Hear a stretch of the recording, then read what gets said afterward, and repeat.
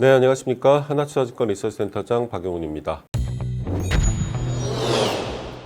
요즘 에너지 관련돼서 별로 드릴 말씀이 없어요. 이슈가 있는 것도 아니고, 유가가 뭐 급등하는 것도 아니고, 가스 가격이 뭐 급변동하는 것도 아니고, 상당히 안정적으로 커머더티 가격이 이제 움직이고 있어서 딱히 이슈로 내세울 만한 것도 없고, 계속 비슷한 얘기 반복하는 거 아니야? 이렇게 생각할 수도 있는 것 같은데, 뭐 그 생각 맞는 것 같습니다. 조금씩만 이제 각도를 달리해서 좀 말씀을 드리는 거고요. 이 에너지만 가지고 이렇게 얘기하는 거 사실 뭐 자화자찬 같긴 합니다만 쉽지 않습니다. 자, 오늘 드릴 말씀은 뭐냐면요. 위안화 관련된 이야기죠. 예전에 한번 그 주제를 다뤘던 것 같아요. 그러니까 페트로달러가 지속이 될 거냐, 이제 페트로 위안으로 넘어가는 상황이 아닐까, 뭐 이런 얘기를 드린 바가 있는데, 거기에 좀 더 좀 생각해 볼 필요가 있어서 말씀을 드리겠습니다. 지난 2주 전에 말씀드렸던 내용이 뭐냐면, 미국이 한 3, 4년 전부터 에너지 잉여, 그러니까 자국 내 생산 빼기 자국 내 소비가 플러스로 남기 시작했고, 그 잉여량의 에너지 규모가 일본 전체 소비량의 대략 55% 정도 된다라는 말씀을 드린 바가 있습니다. 그렇기 때문에 과거에 강달러 유가 약세 이런 구조는 이미 깨졌다라는 것까지 말씀드렸는데요. 근데 이런 상황이 지속될수록 가장 부담스러운 건 어떻게 보면은 미국일 것 같습니다. 왜냐하면 그 커머더티, 그러니까 뭐 일반적인 뭐 전자제품, 가전 다 통틀어서 전 세계에서 교육이 제일 많은 게 어쨌거나 에너지죠. 과거에 05년도부터 2011년도까지 미국이 전 세계에서 제일 많이 수입을 했기 때문에 미국의 달러가 많이 뿌려졌어요. 그런데 지금 미국은 에너지 수출하기 때문에 달러를 오히려 걷어들이고 있는 상황이잖아요. 그럼 미국의 달러가 공급되어질 수 있는 루트가 가장 큰 게 하나는 막힌 거기 때문에 강달러가 어쨌거나 계속 지속이 되는 건데, 그렇게 되면은 못 사는 나라 입장에서는 뭐 개도국이나 또는 후진국 입장에서는 이걸 달러 결제하기가 너무 힘든 거죠. 그 틈을 비집고 들어가는 게 바로 중국인 거고요. 이 그림을 한번 좀 보시게 되면은, 이 그림은 CIPS, 중국의 국경 간 거래의 그 거래 금액에서 위안화와 달러의 비중인데요. 그림에서 보시는 것처럼 뭐 한 10년 전만 하더라도 이 CIPS 거래에서의 위안화 비중은 거의 제로 베이스였습니다. 그런데 이게 올해 들어서 처음으로 달러보다 더 많아지기 시작했어요. 국경 간 결제 시스템이기 때문에 왜 이렇게 변했어라고 하는 건 아무래도 러시아와 같은 원유 결제, 가스 결제가 이제 위안화로 이루어졌다라고 하는 것들을 우리가 이제 익히 들어서 알고 있는 상황인 거죠. 지난 4월 기준으로 보면요, 전체 CIPS 거래액 중에서 위안화 결제가 52.9%, 달러 결제가 42.8% 정도로 집계가 되었습니다.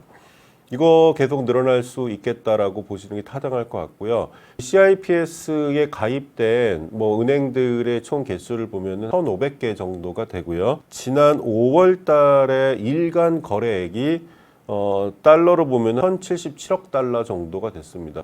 상당히 큰데? 라고 생각할 수 있습니다. 전 세계에서 하루에 뭐 여러 가지 금융 투자든 뭐든 하루에 거래되는 달러가 7.5조 달러 정도 됩니다. 이것에 비하면은 일간 1,000억 달러 초반의 수준은 그렇게 많다고 보기는 어려운데, 그런데 이게 어쨌거나 늘고 있다라고 하는 부분은 미국 입장에서는 상당히 불편해 할 수 있다. 그리고 앞서 말씀드린 것처럼 2004년에서 한 2010년 초까지 미국이 가장 많은 에너지를 수입을 했잖아요. 그러면서 또 달러를 시장에다가 풀었던 거고, 그런데 지금은 전 세계에서 에너지를 제일 많이 수입하는 국가가 중국입니다. 그럼 중국은 뭘로 거래를 하고 싶겠어요? 위안화로 거래를 하고 싶은 욕구가 강할 거고, 그리고 달러를 확보하기 어려운 후진국, 저개발 국가들 입장에서는 오히려 그게 나을 수도 있어요. 접근성이 더 그게 편할 수 있으니까. 그러니까 미국 달러에 대한 접근성이 갈수록 떨어지는 국가들 입장에서는 위안화 결제라고 하는 게 상당히 달콤한 유혹일 수 있겠다라고 생각할 수 있습니다. 이게 미국 입장에서는 세계 최대 에너지 수입국에서 지금 세계 최대 에너지 수출국으로 바뀌면서 이제 강달러가 어쨌거나 지속이 되고, 그러면서 페트로달러가 계속 유지가 될까라고 하는 부분에 있어서 약간 고민이 될 수도 있을 것 같습니다. 왜냐하면 미국도 인지하고 있는 바는 현재의 오일 앤 가스, 특히 오일이 앞으로 50년 후에도 계속 확장세가 유지가 될 그건 아니다라고 보고 있는 거거든요. 결국에 페트로달러라고 하는 말은 사라질 가능성이 매우 높다. 근데 그거를 무엇으로 미국이 주도권을 쥐고 갈 거냐라고 하는 부분은 상당히 고민되어지는 부분이겠죠. 중국 입장에서는 우리가 제일 많이 에너지를 사는데 왜 우리가 이걸로 위안화 결제를 못해? 뭐 이런 생각 충분히 할 수 있을 것 같습니다. 그런 게 이제 CIPS에서 국경 간 결제 규모에서 위안화 비중이 처음으로 이제 50%가 넘었다라고 하는 것에 그 하나의 의미를 찾을 수가 있을 것 같고, 또 다른 그림을 보시게 되면요. 이거는 24년도 한 1분기까지 글로벌 외환별 거래 비중 추이를 나타내는 그림입니다. 미국이 거의 50% 정도 됩니다. 뭐 사실 외환 이 결제 규모 관련돼서는 곱하기 2를 해서 보시는 게 맞아요. 왜냐하면 샀다 팔았다가 있으니까. 그러니까 전체 거래액의 50%는 달러가 거래가 되고 있고요. 그 다음에 파운드, 엔화 뭐 이런 수준인데, 여기서 특징적인 부분이 바로 이거예요. 23년도 1월 달에 위안화 결제 비중이 2% 정도밖에 안 됐거든요. 그런데 24년 1분기에 4.5%, 2배 이상 증가했습니다. 그리고 일본 엔화의 결제 금액을 넘어섰어요. CIPS 거래액에서의 위안화 비중도 말씀을 드렸지만, 이 추세가 늘어난다라고 하게 되면은 세계 2위가 유로 제외하고요. 파운드거든요. 파운드가 한 7.7% 초반 정도 됩니다. 요거 몇 년 안에 갈 수도 있을 것 같습니다. 그러면 미국 입장에서 이건 매우 부담스러울 수밖에 없는 상황이게 되는 거지요. 그런 부분들을 어떠한 경쟁, 어떠한 걸로 이제 중국을 억누를까라고 하는 고민 당연히 할 수밖에 없을 것 같고, 그게 최근에 나타난 무역 분쟁, 특히 반도체라든가 AI라든가 이런 것들과 관련된 경쟁이 결국에는 미국이 이쪽 부분에서 주도권을 잡고 가려고 하는 그러한 입장이 아닐까라고는 생각을 좀 한번 해보게 됩니다. 그러니까 주식시장 측면에서 한번 생각을 해보면요. 우리가 엑슨모빌이라고 하는 기업은 다 알고 있죠. 근데 엑슨모빌이라고 하는 기업이 미국 전체 주식시장에서 시총 1위를 달성했던 시기가 언제였냐면요. 05년도부터 2011년도까지였어요. 이 시기는 어떤 시기냐? 미국이 전 세계에서 에너지를 제일 많이 수입했던 시기이고, 그러면서 달러를 많이 풀었었던 시기이고, 그러면서 동시에 유가가 08년도에 막 140, 150불 때까지 갔던 시기였습니다. 지금 엑스모빌은 눈에 찾아보기 어렵죠. 얘기도 잘 안 나오고, 지금 시가총액 1위는 당연히 애플, 엔비디아, 이런 기업들이고요. 또 미국은 왜 05년, 2011년사 엑슨모빌이 시가총액 1위가 됐지? 그 나라가 가장 필요하고 아쉬웠던 부분이 바로 그러한 부분으로 나타나는 거겠죠. 제일 그때 부족했었으니까. 그러면 미국에서 에너지를 제일 많이 생산하는 기업이 어디야? 엑슨모빌인 거죠. 근데 엑슨모빌은 지금 찾아보기 좀 어렵죠. 물론 기사가 간헐적으로 나오긴 합니다만 우리가 관심을 두고 보는 기업이 아니에요. 23년도 기준으로 시가총액 1위는 뭐야? 알리바바 이런 기업이, 텐센트 이런 기업들이 상위에 있겠죠. 그런데 여기서 한 가지 더 생각을 해보면, 중국의 에너지 기업, 그러니까 CNPC와 페트로차이나 그리고 시노펙, 이 세 개는 다 국영기업이잖아요. 역할로 찢어놓은 것 뿐이지 같은 회사라고 보면 됩니다. 이 세 개 회사의 시가총액은 얼마 정도 될까요? 텐센트 이런 애들 훨씬 뛰어넘습니다. 30-40% 높아요. 압도적으로 높습니다. 왜? 중국이 현재 가장 필요한 건 뭡니까? 에너지입니다. 그리고 중국은 현재 전체 에너지의 3분의 1을 석탄으로 쓰고 있잖아요. 그러면 이것도 계속 중장기적으로 부담이 될 수밖에 없습니다. 지금은 미국과 기술 경쟁, 무역 분쟁 이걸로 싸우고 있지만, 미국 같은 경우가 23년도 기준으로 석탄 발전 비중이 한 13-14% 정도 돼요. 전체 발전원 중에서. 미국은 석탄을 발전 말고는 딱히 쓰지는 않고 있으니까, 물론 철강이나 이쪽에서 쓸 수도 있긴 하겠지만요. 그런데 지금 석탄 발전소를 계속 스크랩하고 있습니다. 그래서 2030년 가게 되면요, 절반 정도의 석탄 발전소가 날아가요.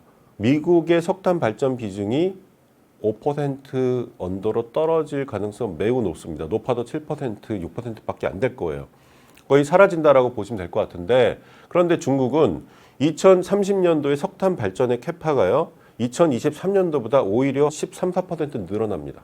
2030년 가도.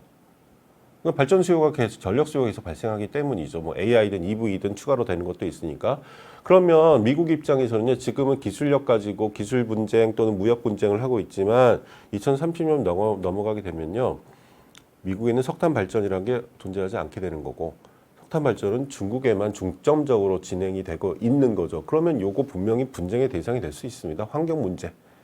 2030 이후에는 미국이 석탄 발전이 사라질 가능성이 매우 높기 때문에 지금 거의 99%죠. 그러면 중국 계속이 커진단 말이에요. 석탄 발전이. 지금 앞으로 한 7, 8년 후에는 당연히 환경 관련된 이슈가 이제 미국은 우리 석탄 발전 없는데 니들 계속해? 뭐 이런 식으로의 접근도 충분히 가능하다라고 생각합니다. 그리고 지금 뭐 AI나 EV가 전력을 많이 소비한다, 뭐 그런 얘기 계속 나오고 있습니다. 실제 사실이기도 하고, 구글 같은 경우가 탄소 배출 줄이겠다라고 했는데 몇 년 전 대비 이산화탄소 배출량이 작년도에 45% 늘었습니다. 왜? AI 때문에 그렇거든요. 데이터 센터를 운영하느라고. 그러면 데이터 센터를 운영하는 데서 가장 중요한 건 뭐지? 전기죠. 안정적인 전기 공급이 필요합니다. 그러니까 천연가스 발전이 일단은 단기적인 대안이 될 겁니다. 신재생 꾸준히 할 거고요. 중국은 현재 전체 발전량의 거의 3분의 1가 여전히 석탄이란 이야기고 2030년 가도 석탄일 거예요. 왜? 가장 싸니까. 또 많고. 에너지 안보 차원에서 접근을 하려면 당연히 석탄을 써야 되겠죠. 그런데 전 세계에서 산업용 전기 요금이 가장 저렴한 나라가 어딜까요? 뭐 그래도 의미 있는 산업이 있는 나라 50개국 정도만 놓고 봤을 때 전기 요금이 제일 싼 나라가 어딜까요? 산업용이 미국입니다. 자, 데이터 센터를 짓는다고 해보죠. 그러면 그 안에 들어가는 게 뭐 여러 가지 서버나 컴퓨터들 들어갈 거 아닙니까? 그거 누가 만듭니까? 다 똑같잖아요. 뭐 엔비디아나 대만이나 한국에서 만드는 여러 가지 부품들이 들어갈 거잖아요. 거기에 들어가는 장비들 다 가격 똑같습니다. 그러면 남는 건 뭐예요? 운영비인데 운영비는 결국 전기잖아요. 챗GPT 4.0이 지금 한 달에 22불 정도로 유료화가 되었죠. 그런데 전 세계에서 산업용 또는 상업용 전기요금이 제일 싼 나라가 어디야? 미국입니다. 그러면 GPT 4.0 22불 정도의 가격보다 더 낮게 이거를 하면서 시장을 선점해 나갈 애들이 미국 몰고 있을까? 없을 것 같습니다. 없을 것 같아요. 왜? 전기요금이 제일 싸잖아요. 다른 나라들은 전기요금이 영국이 미국의 한 5배 정도 됩니다. 전기요금이요. 중국도 미국보다는 한 15% 정도 높아요. 근데 걔네들 석탄으로 하잖아요. 이거는 결국에는 사라져야 될 부분이다라고 걔네들도 생각을 하기 때문에 2060년 가게 되면 중국 정부가 발표한 게 뭐 될지 안 될지 모르겠습니다만 2060 탄소 제로를 얘기를 하고 있거든요. 어쨌든 그들도 이게 사라져야 될 거다라고 하는 건 인지를 하고 있어요. 그러면 뭘로 이거를 메꿔 나갈 거야? 신재생? 이거 쉽지 않습니다. 막대한 에너지 저장권이 필요하기 때문에 쉽지 않을 것 같고요. 결국에는 뭐 원전이 됐든 아니면은 뭐 LNG 가스 발전이 됐든 석탄보다는 탄소 배출이 적은 대안으로 가야 되죠. 근데 이렇게 되면은 문제가 비용이 올라가는 거잖아요. 미국의 현재 가스 가격은요, 아시아 스팟 가스 LNG 가격 대비 5분의 1에서 6분의 1 수준입니다. 그걸로 전기를 생산하니 당연히 산업용 전기요금이 쌀 수밖에 없잖아요. 그런 걸 감안하게 되면 미국이 앞으로 페트로달러에서 다른 쪽, 결국에는 뭐 AI든 이쪽의 테크로서의 주도권을 잡아갈 가능성이 매우 높지 않을까라고 저희는 생각을 합니다. 마지막으로 요 말씀을 좀 드리고 싶은 게 뭐냐면 화석 연료 같은 경우는요, 생산 국가가 특정돼 있고 그리고 달러라고 하는 집중화된 결제 시스템으로 모든 게 이루어지잖아요. 신재생은 뭘까요? 그러니까 분산화될 수밖에 없습니다. 도시마다 또는 동네마다 분산화될 수밖에 없어요. 데이터는요, 우리가 인터넷 포털 이런 걸 하면서 데이터는 확산과 분산이 많이 됐었잖아요. 누구나 다 접근하고. AI는 데이터가 또 집중이 되는 거잖아요. 집중을 해서 이거를 활용하고 학습을 시키고 뭐 이런 형태로 이루어지는 거지요. 집중이 됩니다. 그러니까 에너지의 흐름과 전혀 반대의 현상이 지금 일어나고 있는 거죠. 그 집중을 누가 제일 잘할까? 또 미국이네요. 제가 그렇게 미국을 사랑하는 건 아닙니다. 논리상 전개를 하다 보니 또 이런 얘기를 들을 수밖에 없겠다라고 하는 거고요. 자, 뭐 결론 지어서 말씀드리게 되면 중국 입장에서는 계속적으로 위안화 확산에 대한 노력을 할 것 같고 이 부분이 계속 미국과 마찰을 일으킬 겁니다. 그리고 미국은 어차피 화석 연료가 3, 40년 계속 지속될 수 없을 거 알고 있고 그럼 그 다음 패권이 뭘까라고 하는 데 있어서는 또다시 집중화된 데이터 그거를 이용한 뭐 기술 격차. 근데 여기에 제일 중요한 게 뭐야? 전력. 우리가 전력을 전 세계에서 제일 싸게 공급할 수 있으니 계속 경쟁력 이끌어 나갈 수 있겠다. 뭐 그런 판단이지 않을까라고 생각을 합니다. 네, 오늘 준비한 내용은 여기까지입니다. 감사합니다.